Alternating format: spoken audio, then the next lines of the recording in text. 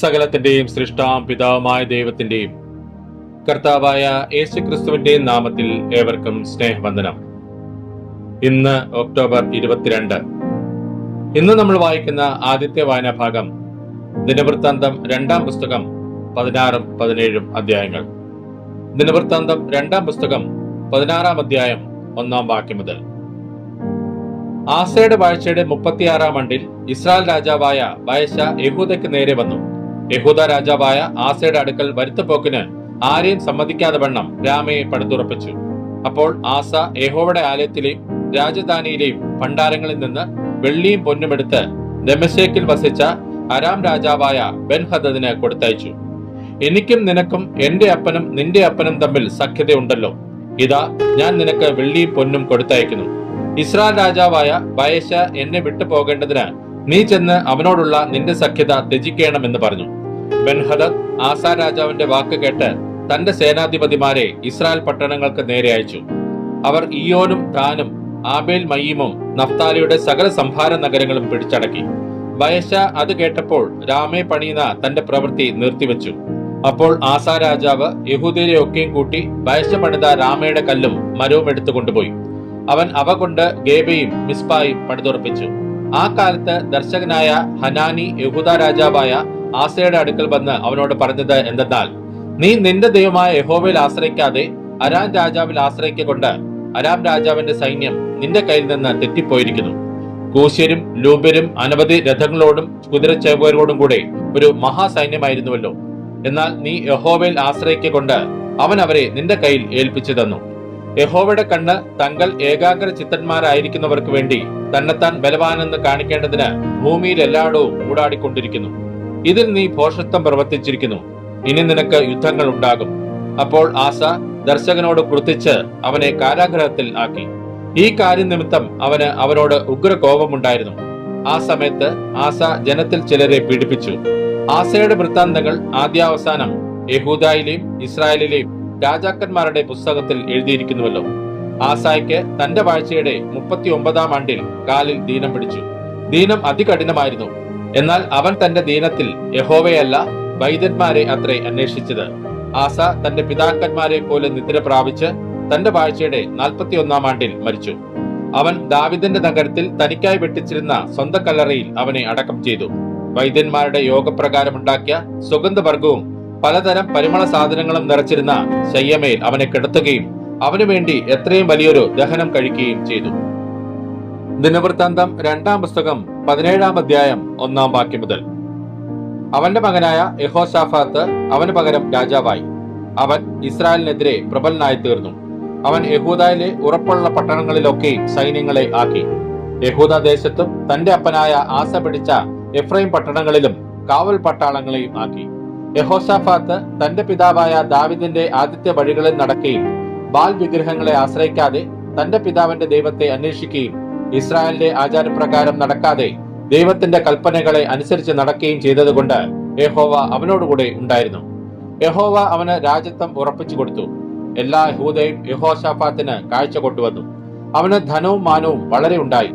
അവന്റെ ഹൃദയം യഹോവയുടെ വഴികളിൽ ധൈര്യപ്പെട്ട് അവൻ പൂജാഗിരികളെയും അശേര പ്രതിഷ്ഠകളെയും യഹൂദയിൽ നിന്ന് നീക്കിക്കളഞ്ഞു. അവൻ തന്റെ വാഴ്ചയുടെ 3-ാം ആണ്ടിൽ യഹൂദ നഗരങ്ങളിൽ ഉപദേശത്തിനായിട്ട് ബെൻ ഹയീൽ, ഒബദ്യാവ്, സെക്കരിയാവ്, നെഥനയേൽ, മീഖ എന്നീ തന്റെ പ്രഭുക്കന്മാരെയും അവരോടുകൂടെ ശമയ്യാവ്, നെഥന്യാവ്, സെബദ്യാവ്, അസായേൽ, ശെമീരാമോത്ത്, യഹോനാഥാൻ, അധോനിയാവ്, തോബിയാവ്, തോപ്പ് അധോനിയാവ് എന്നീ ലേവ്യരെയും അവരോടുകൂടെ എലീശാമ, യഹോരാം എന്നീ പുരോഹിതന്മാരെയും അയച്ചു. അവർ യഹൂദയിൽ ഉപദേശിച്ചു.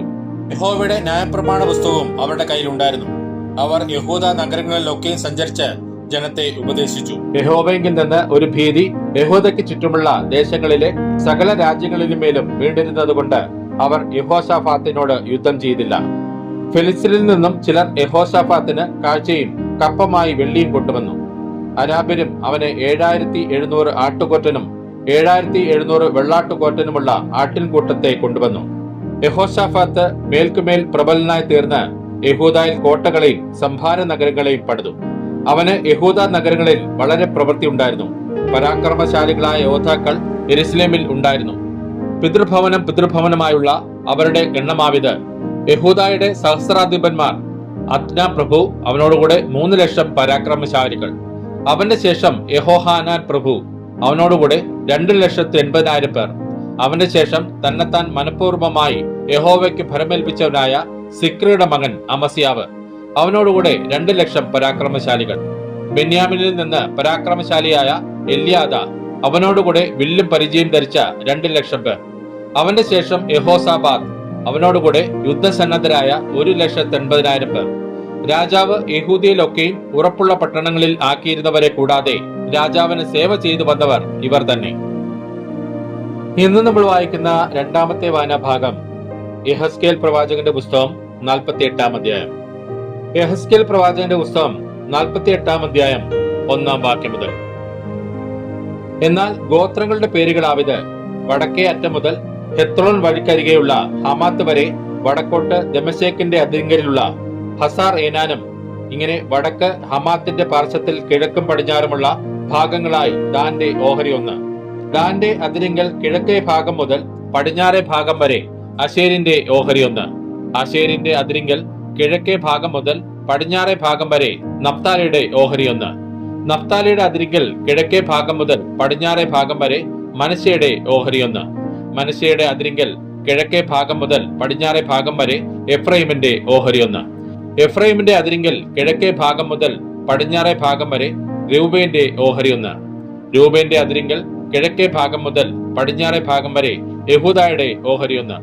യഹൂദായുടെ അതിരിങ്കൽ കിഴക്കേ ഭാഗം മുതൽ പടിഞ്ഞാറേ ഭാഗം വരെ 25,000 മുഴം വീതിയും, കിഴക്കേ ഭാഗം മുതൽ പടിഞ്ഞാറേ ഭാഗം വരെയുള്ള മറ്റേ ഓഹരികളിൽ ഒന്നിനെ പോലെ നീളവുമുള്ളത് നിങ്ങൾ അർപ്പിക്കേണ്ടുന്ന വഴിപാടായിരിക്കണം. വിശുദ്ധ മന്ദിരം അതിന്റെ നടുവിൽ ആയിരിക്കണം. നിങ്ങൾ യഹോവയ്ക്ക് അർപ്പിക്കേണ്ടുന്ന വഴിപാട് 25,000 മുഴം നീളവും 10,000 മുഴം വീതിയും ആയിരിക്കണം. ഈ വിശുദ്ധ വഴിപാട് പുരോഹിതന്മാർക്ക് ഉള്ളതായിരിക്കണം.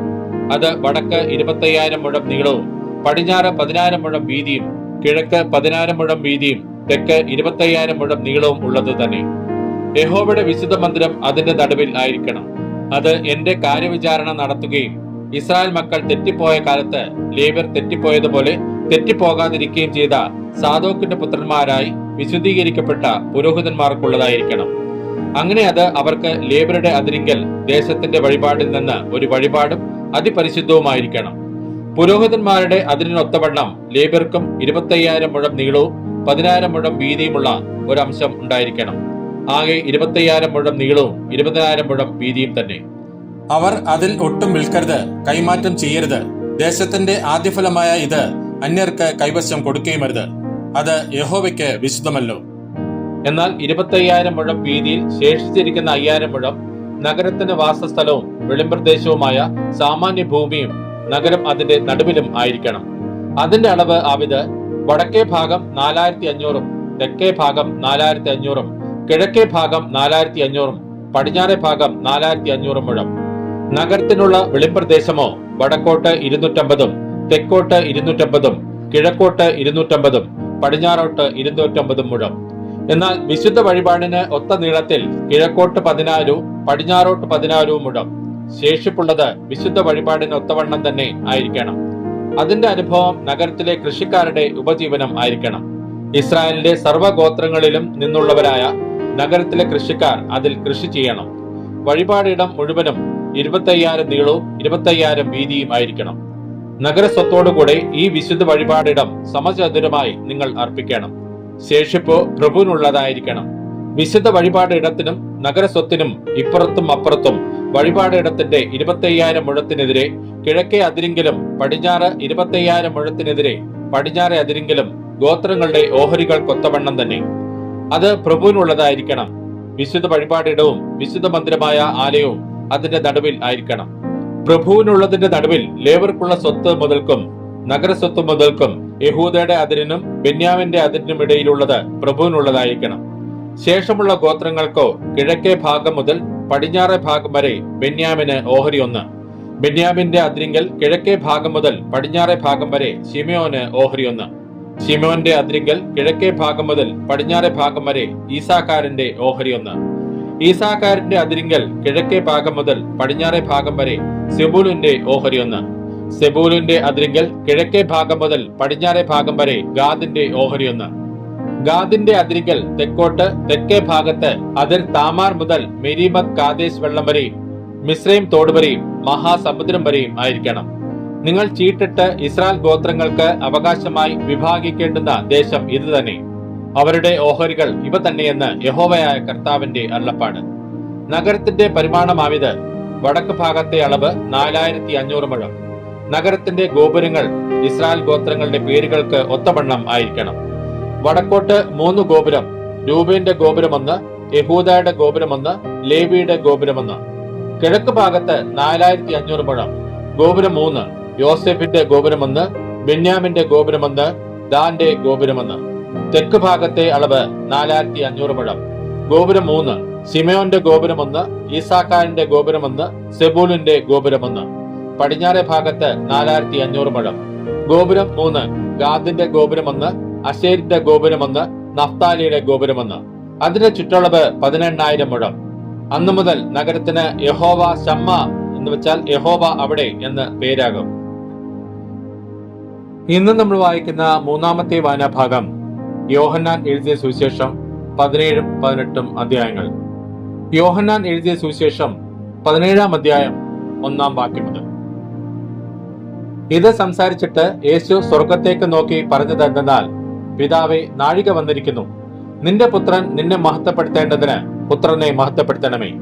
നീ അവന് നൽകിയിട്ടുള്ളവർക്കെല്ലാവർക്കും അവൻ നിത്യജീവനെ കൊടുക്കേണ്ടതിന് നീ സകല ജഡത്തിന്മേലും അവന് അധികാരം നൽകിയിരിക്കുന്നുവല്ലോ. ഏക സത്യദൈവമായ നിന്നെയും നീ അയച്ചിരിക്കുന്ന യേശുക്രിസ്തുവിനെയും അറിയുന്നത് തന്നെ നിത്യജീവനാകുന്നു. ഞാൻ ഭൂമിയിൽ നിന്നെ മഹത്വപ്പെടുത്തി നീ എനിക്ക് ചെയ്യുവാൻ തന്ന പ്രവൃത്തി തികച്ചിരിക്കുന്നു.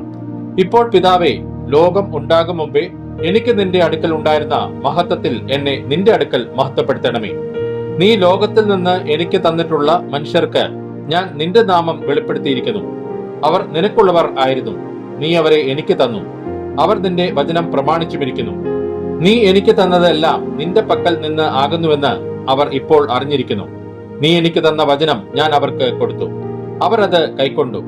ഞാൻ നിന്റെ അടുക്കൽ നിന്ന് വന്നിരിക്കുന്നുവെന്ന് സത്യമായിട്ട് അറിഞ്ഞും നീ എന്നെ അയച്ചുവെന്ന് വിശ്വസിച്ചുമിരിക്കുന്നു. ഞാൻ അവർക്ക് വേണ്ടി അപേക്ഷിക്കുന്നു. ലോകത്തിന് വേണ്ടിയല്ല, നീ എനിക്ക് തന്നിട്ടുള്ളവർ നിനക്കുള്ളവർ ആകൊണ്ട് അവർക്ക് വേണ്ടി അത്രേ ഞാൻ അപേക്ഷിക്കുന്നത്. എന്റേതെല്ലാം നിന്റേതും നിന്റേത് എന്റേതുമാകുന്നു. ഞാൻ അവരിൽ മഹത്വപ്പെട്ടുമിരിക്കുന്നു. ഇനി ഞാൻ ലോകത്തിൽ ഇരിക്കുന്നില്ല, ഇവരോ ലോകത്തിൽ ഇരിക്കുന്നു. ഞാൻ നിന്റെ അടുക്കൽ വരുന്നു. പരിശുദ്ധ പിതാവേ, അവർ നമ്മെപ്പോലെ ഒന്നാകേണ്ടതിന് നീ എനിക്ക് തന്നിരിക്കുന്ന നിന്റെ നാമത്തിൽ അവരെ കാത്തുകൊള്ളണമേ. അവരോടുകൂടെ ഇരുന്നപ്പോൾ ഞാൻ അവരെ നീ എനിക്ക് തന്നിരിക്കുന്ന നിന്റെ നാമത്തിൽ കാത്തുകൊണ്ടിരുന്നു.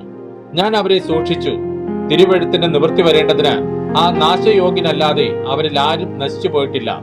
ഇപ്പോഴോ ഞാൻ നിന്റെ അടുക്കൽ വരുന്നു. എന്റെ സന്തോഷം അവർക്ക് ഉള്ളിൽ പൂർണ്ണമാകേണ്ടതിന് ഇത് ലോകത്തിൽ വെച്ച് സംസാരിക്കുന്നു.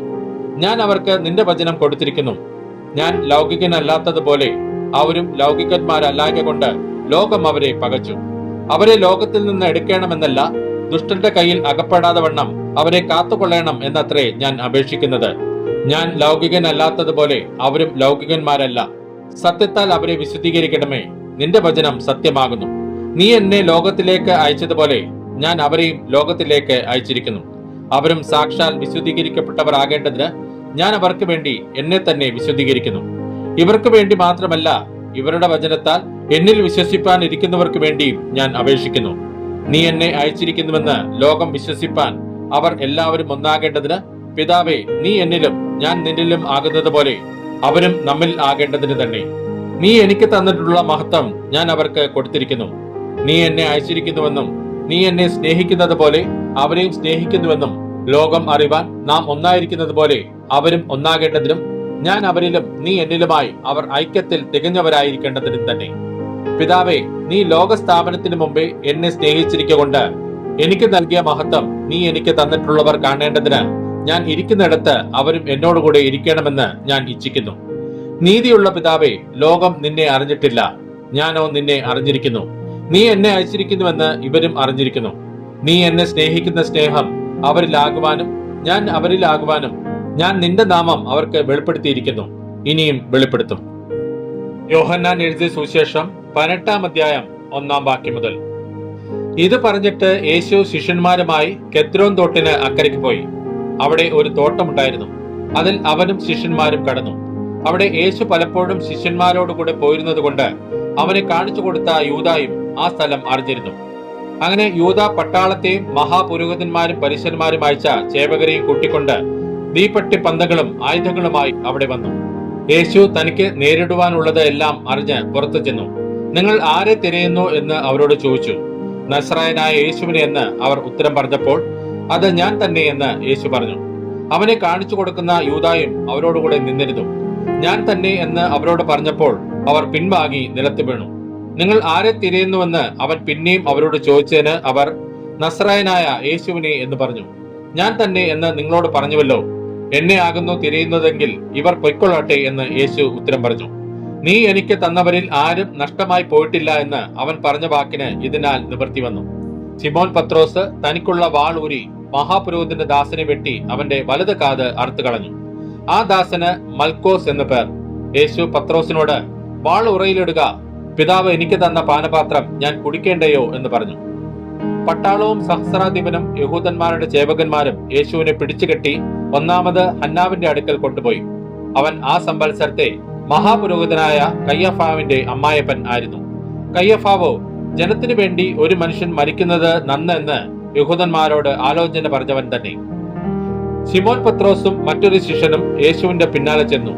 ആ ശിഷ്യൻ മഹാപുരോഹിതന് പരിചയമുള്ളവൻ ആകയാൽ യേശുവിനോടുകൂടെ മഹാപുരോഹിതന്റെ നടുമുറ്റത്ത് കടന്നു.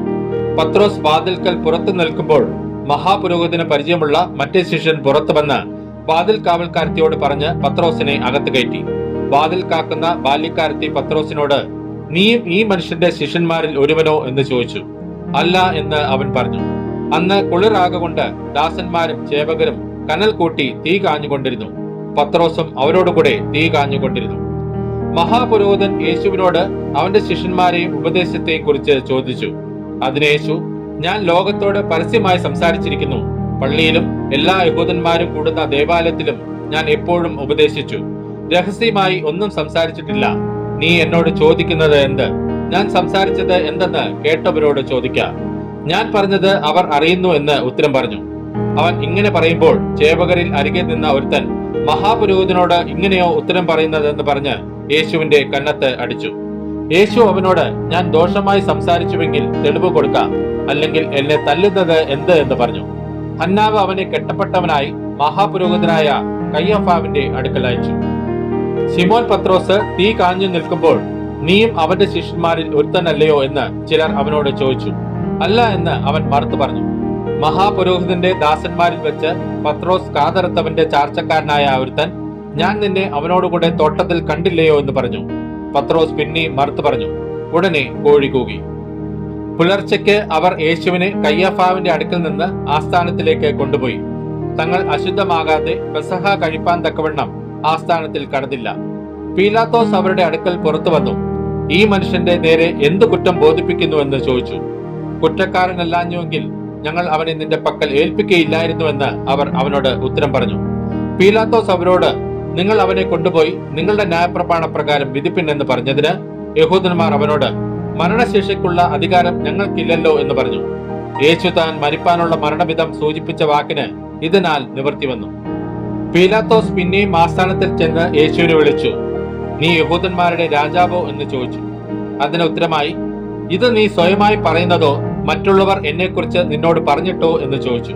പീലാത്തോസ് അതിനുത്തരമായി, ഞാൻ യഹൂദനോ? നിന്റെ ജനവും മഹാപുരോഹിതന്മാരും നിന്നെ എന്റെ പക്കൽ ഏൽപ്പിച്ചിരിക്കുന്നു. നീ എന്തു ചെയ്തു എന്ന് ചോദിച്ചതിന് യേശു, എന്റെ രാജ്യം ഐഹികമല്ല. എന്റെ രാജ്യം ഐഹികം ആയിരുന്നുവെങ്കിൽ എന്നെ യഹൂദന്മാരുടെ കയ്യിൽ ഏൽപ്പിക്കാതെ വണ്ണം എന്റെ ചേവകർ പോരാടുമായിരുന്നു. എന്നാൽ എന്റെ രാജ്യം ഐഹികമല്ല എന്ന് ഉത്തരം പറഞ്ഞു. പീലാത്തോസ് അവനോട്, എന്നാൽ നീ രാജാവ് തന്നെയല്ലോ എന്ന് പറഞ്ഞതിന് യേശു, നീ പറഞ്ഞതുപോലെ ഞാൻ രാജാവ് തന്നെ. സത്യത്തിന് സാക്ഷി നിൽക്കേണ്ടതിന് ഞാൻ ജനിച്ച് അതിനായി ലോകത്തിൽ വന്നുമിരിക്കുന്നു. സത്യതൽപരനായവനെല്ലാം എന്റെ വാക്ക് കേൾക്കുന്നു എന്ന് ഉത്തരം പറഞ്ഞു. പീലാത്തോസ് അവനോട്, സത്യം എന്നാൽ എന്ത് എന്ന് പറഞ്ഞു. പിന്നെയും യഹൂദന്മാരുടെ അടുക്കൽ പുറത്തു ചെന്ന് അവരോട്, ഞാൻ അവനിൽ ഒരു കുറ്റവും കാണുന്നില്ല. എന്നാൽ പെസഹയിൽ ഞാൻ നിങ്ങൾക്ക് ഒരുത്തനെ വിട്ടുതരിക പതിവുണ്ടല്ലോ. യഹൂദന്മാരുടെ രാജാവിനെ വിട്ടുതരുന്നത് സമ്മതമോ എന്ന് ചോദിച്ചതിന് അവർ പിന്നെയും, ഇവനെ വേണ്ട, ബറബ്ബാസിനെ മതിയെന്ന് നിലവിളിച്ചു പറഞ്ഞു. ബർബാസോ കവർച്ചക്കാരൻ ആയിരുന്നു. ഇന്ന് നമ്മൾ വായിച്ചു കേട്ട ഈ വേദഭാഗങ്ങളാൽ പിതാവായ ദൈവത്തിൽ നിന്നും കർത്താവായ ക്രിസ്തുയേശുവിൽ നിന്നും ഏവർക്കും കൃപയും കനിവും സമാധാനവും ഉണ്ടാകട്ടെ. ആമേൻ.